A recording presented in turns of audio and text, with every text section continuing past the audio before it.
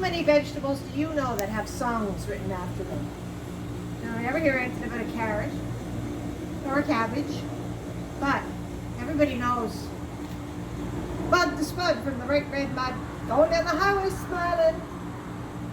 And everybody knows herring and potatoes, herring and potatoes, herring and potatoes, and a good strong cup of tea. We love our potatoes here in Cape Breton. So this short little video is just going to give you some information about getting ready to plant your prized potatoes. Okay, timing, 2 to 4 weeks before the last frost. That means now. Anytime now, but you can plant them right into June too. That's fine. You don't have to be in a big rush. You know, we usually plant ours at the farm maybe about the middle of June, because that, I find that helps me get past the bugs too, the potato bugs.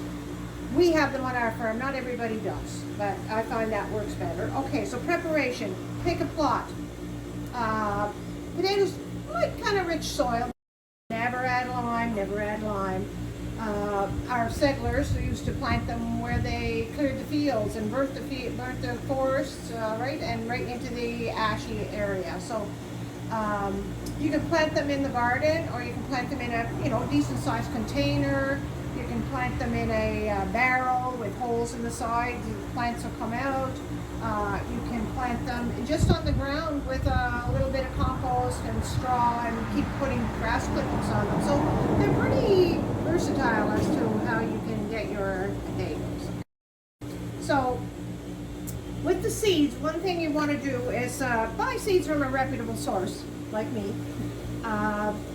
But store potatoes, sometimes they'll work, but usually, you can't depend on them being disease-free or really strong seed potatoes. You want to get good seed potatoes. So once you pick your potatoes, and there's a variety of ones that you can pick. I mean, we have, I think it's 6 varieties here. And depending what you like I'm not a big fan of Yukon Gold, but it's a very popular potato. The most popular, of course, is russet, right? All-purpose potato, great for everything. That's the one that we have here the most, right? Okay, so once you pick the potato that you want to plant, then you want to make sure that the eyes are healthy, and you can see from this here how that is doing what we call spudding, or the other word is chit. That's a chit, right? Okay, so you can see where they're coming out. The ideal idea with it is to have those to be about anywhere from 1/2 inch to 1 inch. So this here is a beautiful chitted potato, right? Okay, so there's a lot of stuff happening on this potato. So you wouldn't plant the whole thing because you'd probably get too many sprouts, right? So you want to cut this potato. You want to have at least 4 eyes on the potato that you're going to plant. So you'd look at that potato and think, okay, there's 1, there's 2, there's 3.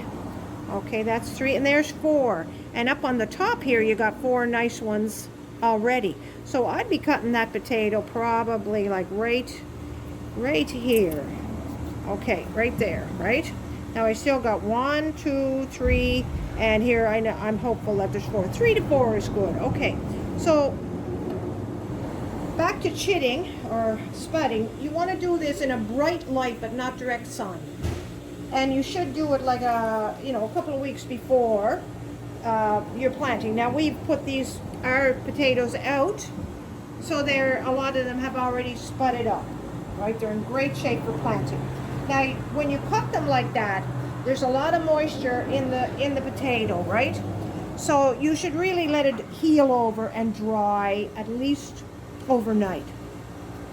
That being said, I can remember planting potatoes with my dad, and at the end of the day, if we didn't have quite enough, he'd say, cut those potatoes, and we're driving them into the ground, and we always had great potatoes.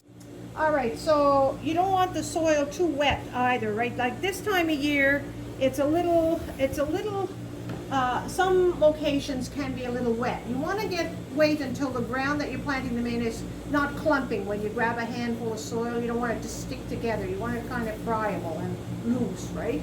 Now, the opposite of that, of course, these days it seems to be so dry that you want to, if If your soil is really dry, water the potatoes in. Potatoes require 1 to 2 inches of water a week. So throughout the season, you want to make sure that you give your potatoes lots of water.